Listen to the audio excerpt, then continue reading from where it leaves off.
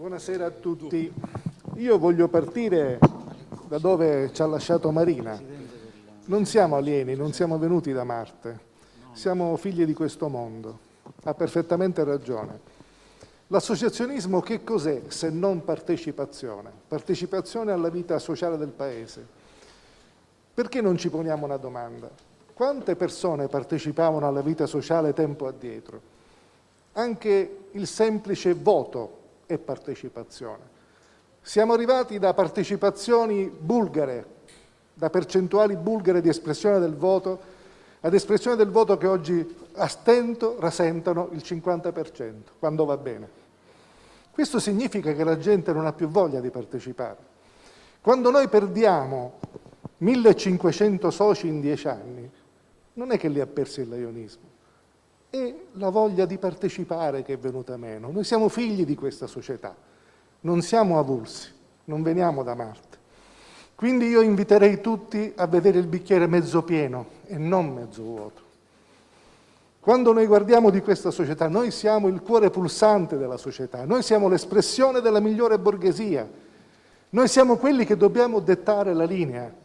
Non possiamo sempre vedere le cose in negativo. Guardiamo per un attimo la positività che abbiamo e che riusciamo ad esprimere. Abbiamo tantissime professionalità che possiamo mettere al servizio della società. Ma io volevo guardare anche, si è parlato di qualità dei soci. La qualità, anche questa, non veniamo da Marte. La qualità è figlia di questo mondo. 40 anni fa, 50 anni fa, nel governo di questa nazione c'erano altissime personalità. Oggi abbiamo altissime personalità? Anche le espressioni di oggi sono figlie di questi tempi. Non dobbiamo stupirci della qualità dei soci. Il laionismo rappresenta, ripeto, l'espressione della migliore borghesia. Ma questo è quello che passa il convento. Ma dobbiamo rassegnarci? No. Come dicevano poc'anzi, noi siamo in controtendenza, siamo uno dei distretti che riesce ad esprimere forse meglio degli altri. Non siamo in perdita. Stentiamo a crescere, ma cresciamo, pochino, ma cresciamo. E allora dobbiamo essere contenti di noi stessi, di quello che siamo e di quelli che rappresentiamo. Qualcuno ha parlato di porte girevoli, di soci che entrano ed escono.